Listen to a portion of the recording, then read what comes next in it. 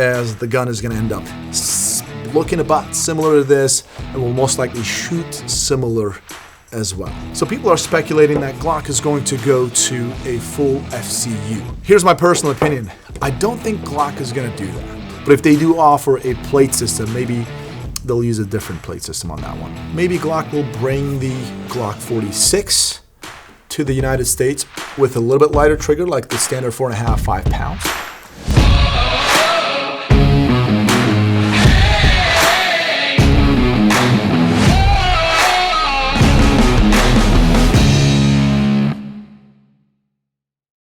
Welcome back to Class Farms, guys. Kyle over here, and today we're going to talk about the next generation Glock.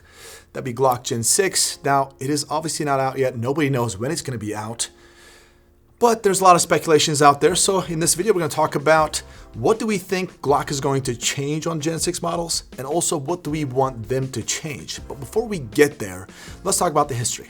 As always, anytime I do a Glock-related video, I talk about the history because it is pretty freaking cool, because it changed the game. Back in 1982, Gen 1 Glock 17 was unveiled. Gaston Glock, an expert in synthetic polymer, he grabbed a few tactical guys, came out with the Glock Generation 1 Glock 17. I don't have one with me. They're pretty much unicorns at this point.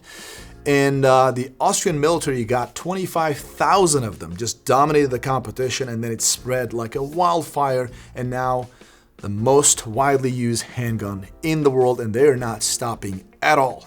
Initially, people just were like, hey, you know what, a plastic gun, who cares about that? A gun needs to be steel. And Glock proved to everybody that plastic gun that people thought it would be flimsy just dominated the competition, and to this day, they are doing that, and a lot of companies just follow suit. Now, if you look at around you, pretty much every tactical gun, almost every single one of them, are polymer. So very, very durable. Now, Glock, everybody complains about the company Glock, not making a lot of changes on each generation. And there's a lot of jokes out there, but my personal honest opinion is they're so good, they don't really need to change a lot of things. And in fact, when you do make significant changes, then you're kind of negating the previous generation. And if you have a lot of military and law enforcement contract, now you're gonna go ahead and upgrade to the next gen. Now you have to retrain everybody from scratch. But if you keep it somewhat similar to the old gen, just make some minute changes, then you don't really have to spend a lot of time on the training on the new stuff, right? So that is something to keep in mind. But let me talk about the Generation 2, which I have over here in my hand. Again, 1982, Gen 1. 1988, 7 years later, we've got the Gen 2. This is the Gen 2 Glock 17 law enforcement trade-in.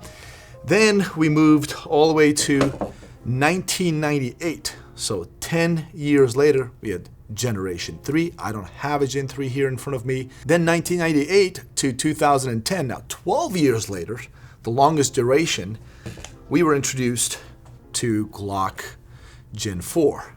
I've actually owned a couple of, I still do own a Gen 4 Glock 23 40 caliber. In fact, that is my first firearm ever, and I love it. If you guys look at the Gen 4 and Gen 2 right here, you guys can tell they look pretty similar, right? The Glock doesn't make a lot of changes. So you got a Picatinny rail right here, and the frame, the polymer is a little bit different. We got hand grooves on the, or finger grooves on the Gen 4, and just basically flat on the Gen 2. And if you look at the basically mag release button, it's tiny on the Gen 2, just and a little bit bigger on the Gen 4. So Glock makes these minute changes. That is Gen 4. Then from there, right before we moved over to Gen 5, the Glock 19M and 17M basically came about. If you look at it, this is a Gen 4 pistol. The FBI basically told Glock that, hey, we want to have Glocks in our inventory for our agents, but we want you to do what we're thinking that we need. So Glock, of course, wanted to have the FBI contract and listen to the FBI and change a bunch of things. Now, this is a Gen 4. If you look at it, I've got a Gen 4 gun here. You guys can clearly tell right off the gate, this Gen 4 does not have finger grooves, as all other Gen 4s have, because the FBI told Glock that I want to change multiple things. No finger grooves. I want a better sights on here, like as opposed to some typical Glock plastic sights right here. Everybody knows this, Unite sights. The Ameriglow sights, better coating on it. If you look at the nose of this gun, it is more refined for better holstering, easier holstering. So FBI required all of these things, and the Glock 17M basically came out. And also these are ambidextrous. And if you can tell, like I'm gonna go ahead and show you, like this is an ambidextrous Glock slide stop lever, right here, or slide release. They're pretty flat, right? And if you look at the FBI version, they're not. They're raised up a little bit, so it is easier for agents to basically do this. That's very important. So that is Gen 4, but here's what happened to Gen 5. So thanks to the FBI's requirements, Glock basically took all of that and applied to the Gen 5 pistols. I got the Gen 5 Glock 45 here with me, and it basically looked exactly the same. And later on, this is not the MOS version. MOS means modular optic system. So this was not cut for a dot, but then later on, the Glock 19 and 17Ms were also introduced with MOS cuts. You got right here, this is the MOS cut, typical basic sights, typical Glock trigger, and there it is. This is your Gen 5. Now I'm gonna go back a little bit to 2017. Right? I wanted to show you guys the regular Glock generations to this guy right here.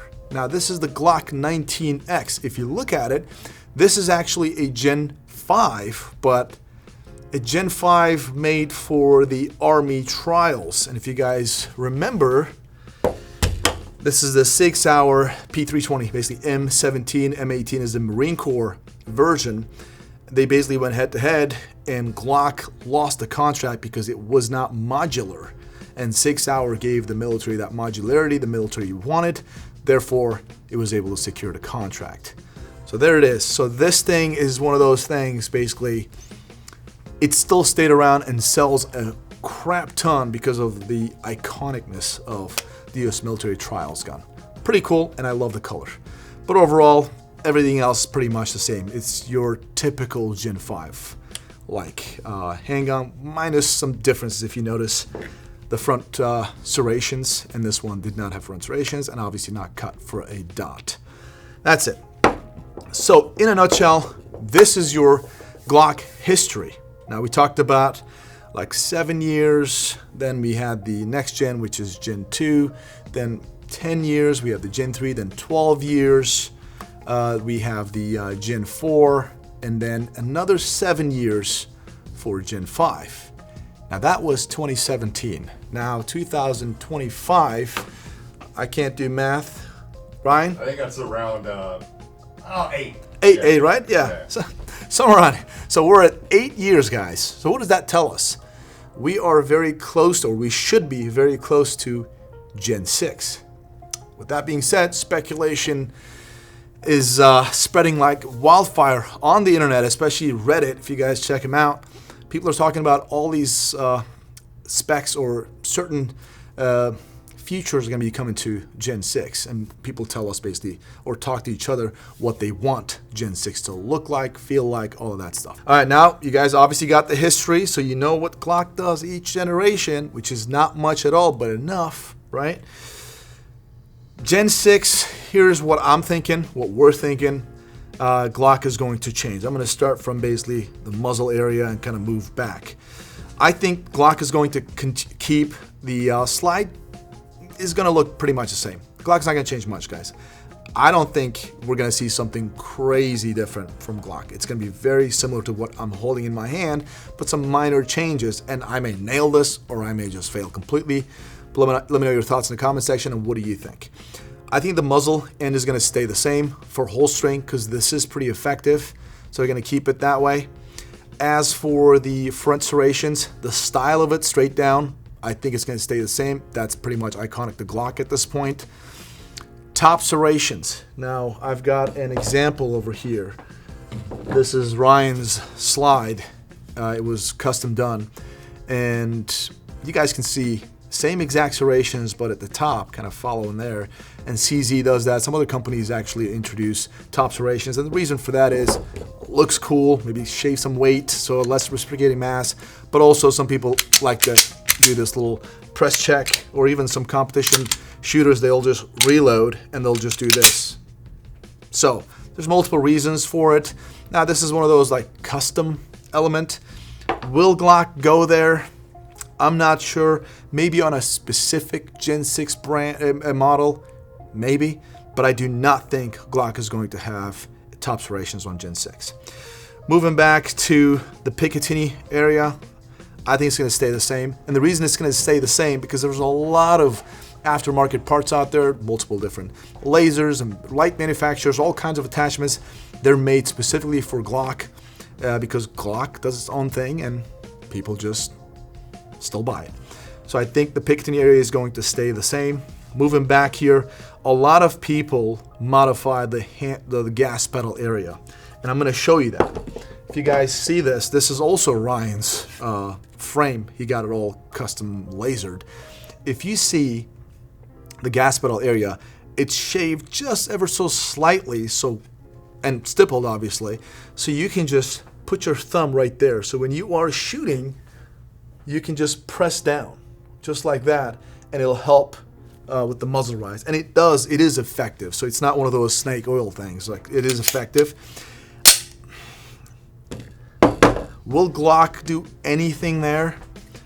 I'm not sure, but they may. There is real estate there, so when it comes to strength of this gun, a lot of people have modified the gas pedal area. They shaved down a little bit, and I don't know how many hundreds of thousands of rounds through those guns. We don't really hear, because of that, a Glock failing. So strength-wise, no problems whatsoever. Glock, I still don't think they're going to touch right here. But they may do something very minor to the gas pedal area. Moving back, the locking system obviously the same. Trigger guard, in my personal opinion, is going to stay the same. Trigger. I think trigger is going to stay the same, guys. It's going to have the patented, that safe action trigger system. And the reason for that is, number one, it is extremely reliable. Another reason is every other Glock generation pistols have the same exact trigger, or very, very similar feeling trigger. You don't want to just go ahead and completely change your trigger. Now it feels so different where you have to, again, go out there in those agencies and retrain them, make it a gun that feels so different, which on a handgun, trigger is one of the most important things. I think they're going to keep the trigger pretty much the same. Moving back to up here to, ambidextrous, slide release, slide catch. I think they'll probably implement the raised ones, just a little bit higher profile one. They may, because this has been requested by multiple agencies, the FBI, and folks really like it. In fact, they actually implemented it on the Glock 34, if I remember correctly. So it is not a big change, but it is one of those effective ones. So I think they probably will change that, or at least maybe do a little touch on the slide stop, slide release for Gen 6. Moving up to, or back to the rear serrations, I think it's going to stay the same. Again, the serrations aren't going to change. The MOS system. Hey guys, quick interruption for a word from the sponsor of this video, Sonoran Desert Institute. If you're looking for a way to take your hobby up to the next level, Sonoran Desert Institute can help. The online courses at SDI cover a variety of topics, including gunsmithing, ballistics, finishes, woodworking, and so much more. Plus, all the tools and materials are shipped directly to your home. With over 350 million guns in private ownership, there's never been a better time to turn your passion into a career. So what are you waiting for? Call 480-999-4767 or visit sdi.edu to learn more. I believe they're going to refine the MOS system. What they're going to do, I don't exactly know. Everybody knows the whole COA system, right? This was introduced in 2025 SHOT Show, just this year. And if you look at it, this one looks so different when compared to the regular Gen 5. That's because Aimpoint and Glock did a collaboration, and Glock had this A-cut. This is a completely proprietary cut for Glock Aimpoint just for a year, and then I guess they're going to open that up for everybody else. This thing sits a lot lower. The rear sight is part of the package right here. It's just screwed up, so you're just basically losing your rear sight and use the rear sight that comes with the system.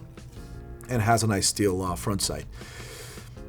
Now, I don't think Glock is going to go there, right? I think they'll maybe continue with the COA system because there's multiple federal agencies, law enforcement agencies, also around the world are really liking this. And currently, Glock is doing this market research. So a lot of agencies, a lot of folks out there are using this and they're testing in a way to see what weaknesses are there so Glock can maybe refine the COA system with aimpoint on the Gen 6 models.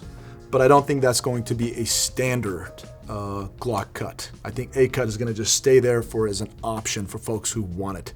That's what it's going to be. But I think Glock is going to continue with this modular optic system, the MOS system. But people have complained about this a lot because it raises the optic a little bit too high and the plates are a little bit flimsy, they flex. Maybe Glock is going to come up with a system. They can still offer us the modular optic system, but come up with a different one of those, like the agency cut for the 2011s, or the Echelon came out with a bunch of different, they got their own systems. You can have a direct mounting option. Maybe Glock will do something like that. But if they do offer a plate system, maybe they'll use a different plate system on that one. But I believe they're going to refine the MOS system because a lot of people complain about that. As for sights, I believe we are still going to be getting the Glock's plastic sights that you guys see right there. Back plate area is pretty good. Like as it is, it's going to stay that way. They do have the option to have that little wings. I saw it in Germany. So you can actually easily kind of rack to slide. Maybe you'll have that. I think you can still get that right now. You can just buy it on the internet. Moving over to the frame.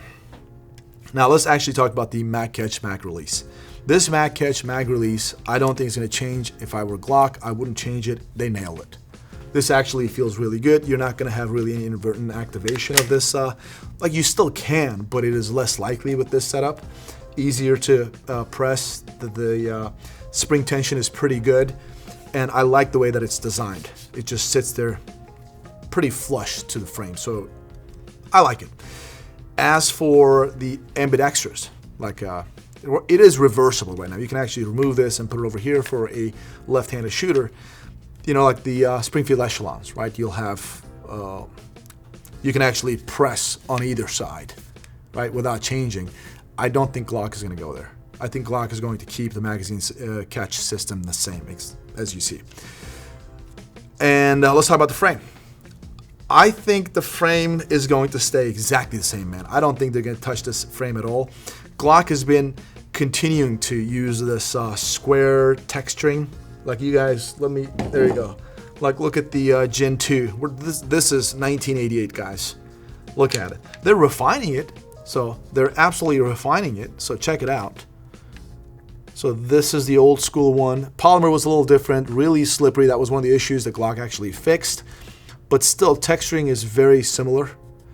And you can actually feel this a little better.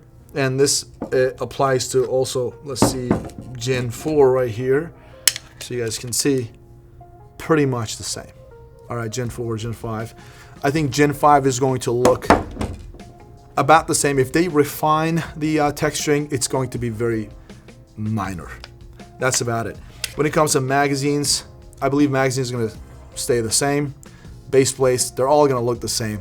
Pretty much they've always looked the same. They just, with the Gen 5, they changed the orange follower so you can actually easily see it. And maybe they'll do something there, but I think that's going to stay exactly the same. In a nutshell, when we see the Gen 6, it's going to look pretty similar to Gen 5.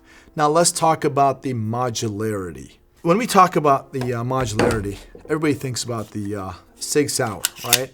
You got your P320 or P365. You can actually remove the FCU completely and then just drop it into different frames and you're good to go. Back in the day, modularity wasn't that. It was more like, hey, can I use that recoil spring on this model? Can I use the slide or barrel on that model? That's really what it was. So people are speculating that Glock is going to go to a full FCU. Here's my personal opinion. I don't think Glock is going to do that. my reasoning for that is, now FCU is pretty cool. It does have its issues, right? To get it right. Some companies have done the FCU model and they've actually had issues because you have this completely removable fire control module that is all intact in one piece, and you drop it into different frames. Sometimes it causes problems. But when you look at a Glock, the whole fire control module is just embedded into the gun. It's married to the frame, so it's going to be more robust and good to go. And Glock, a company that gets pretty much most military, law enforcement agency, security, private security, whatever contracts, they're not going to, and they're known to be pretty much one of the most reliable handguns in the world. I don't think they're gonna go out there and just change that operation too much, in my personal opinion. Recoil spring assembly was from, if you look at the Gen 3 to like Gen 4, was changed completely, and that actually did change the way the gun shoots in a much, much better way. And right now everybody talks about Glock's recoil spring assembly being so freaking good. Other companies who are cloning Glocks, or they're making their own striker fire guns, they're pretty much taking the same recoil spring assembly for their guns too, because it works so well. Can it be refined? Do we think Glock is going to refine the recoil spring assembly? They may, just the way it operates. So it maybe gives the shooter a little better experience, but I don't see much more is going to happen from there. Just maybe some minor changes like that. If you noticed, I haven't talked about anything significant. Very minor changes to multiple different areas, whereas the gun is going to end up looking about similar to this and will most likely shoot similar as well. Maybe a little bit better. And Glock 43 and 43X models. So if you guys know this, this was pretty much Gen 4, 4.5, and then we got the Gen 5 43X longer grip. Now this thing, in my personal opinion, was a fail. Because I can't run this gun, right? It's too small, the grip just crazy small. And Glock saw this and obviously came out with the 43X, which in my personal opinion is a win. There's one issue with these guns. If these issues, 43X specifically, if these issues weren't here, in my personal opinion, one of the best concealed carry handguns in the world. Top 2, let's just say. Well, 43, besides the manual of arms, guys, there's 6-round magazine capacity here. 6. This is, I hate to say it, as a person who loves Glock, this is pathetic. And I don't just think that, the entire internet thinks about that. And then we got the Glock 43X, which is just a little longer. That gives you 10 rounds capacity.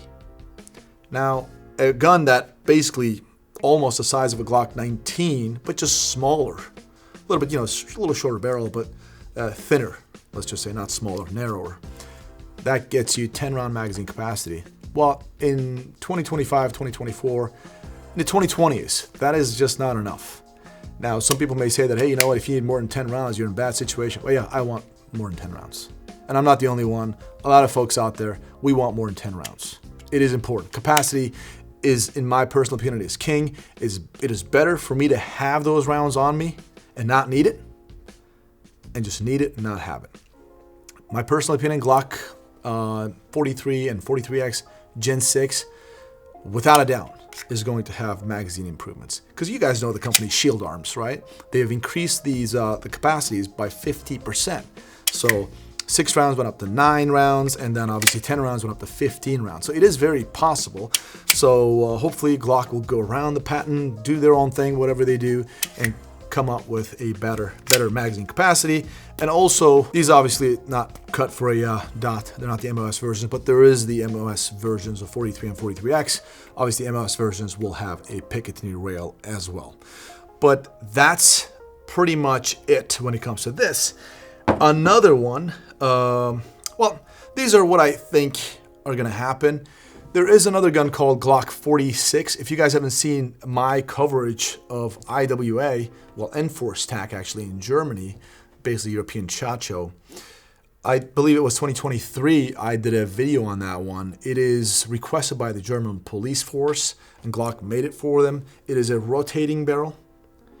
It had a super heavy trigger, like 12-pound trigger, but that was requested by the German police because they didn't want any NDs and all of that stuff. Maybe Glock will bring the Glock 46 to the United States with a little bit lighter trigger, like the standard 4.5, 5 pounds. I think people would probably like that because it does. The rotating barrel is going to give you a little bit different shooting experience, perhaps better shooting experience. So that's it. These are my thoughts. I think that's what I think Glock is going to do. Maybe Glock will offer some different type of base plates for Gen 6, maybe. But that's pretty much it. I really do not expect Glock to change much at all for Gen 6. All right, let's talk about what do we want Glock to actually integrate into Generation 6. Moving on, I mean, there's some hills that I won't die on, like top serrations or extra picketing rails, whatever. I really wish Glock actually did something to the gas pedal area. Just something minor, nothing crazy. Nothing crazy, just maybe a slight modification here, maybe a little bit texturing, even for like indexing. My fingers off trigger so I can just feel it right here. And little gas pedal, like just ever so slightly shaved here, a little texturing. I would really like that. And recoil spring assembly. I would actually like Glock to further refine the recoil spring assembly. It is really good as it is, but there are companies out there like the DPM, right? They are actually creating this new system, but it gives your Glock a much better feel when you rack the slide. Even when you shoot, you actually feel the difference. And guess what? A lot of times you would question the reliability of that. It needs to be tested, right? We've been shooting this, what is this gun right here? This is actually right here. We've been shooting this thing for quite some time, and this thing is amazing and absolutely no reliability issues whatsoever, even with a comp. So it's been running fantastic. Going back, so definitely refined recoil spring assembly. Barrel is good. I don't think Glock's going to change the barrel at all. Trigger, I'm going to be honest with you guys. I think trigger's going to stay the same, and I don't really care for Glock to upgrade this trigger. It is reliable and I trust it, so I want it to stay the same. You have the performance trigger option if you'd like to. That's like $100 extra, and that gives you a little bit better shooting experience or trigger feel, basically. But they're different. So this is safe action, and the performance triggers operates a little bit differently. The MOS, I would like Glock to give us some direct mounting option, definitely further refine this thing. Just come up with your own system, your Glock, you've got the money, you've got the expertise, something with a direct mounting option. Multiple different brands out there. Like, again, Echelon, they've got their different stuff. Ruger RXM, obviously, they've got their different mounting options. So something from Glock, something that's worthy of Glock's name. Sights, we got these plastic sights. I know Glock is saving some cost by putting these cheap sights on there because they know everybody's gonna change their sights, generally speaking. But I would still like from Glock, from the factory, some metal sights here. That's it. 3-dot metal sights, something like that.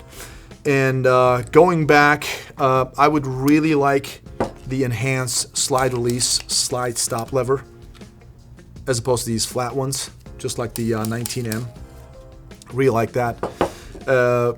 Other than that, magazine release, magazine well area, this is going to stay, in my personal opinion, exactly the same.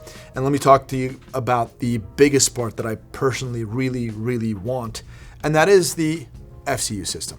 I know I told you guys I don't think Glock is going to do this because I just don't. But I really would like it if Glock introduced a full FCU system where people actually can keep their FCU and just ship their frames to be stippled or modified, whatever. Like, just so much easier, so you don't have to ship it to an FFL. And you could do something like this. We got the Flux Raider over here with the SIG P320. Everybody knows this. So you got this operation, shout out to folks over at Flux. Freaking amazing. If you have a SIG P320, if you just simply buy just the P320 FCU and just slide and whatever you need, like the barrel recoil spring assembly, and you get the Flux Raider, and boom, you got this thing.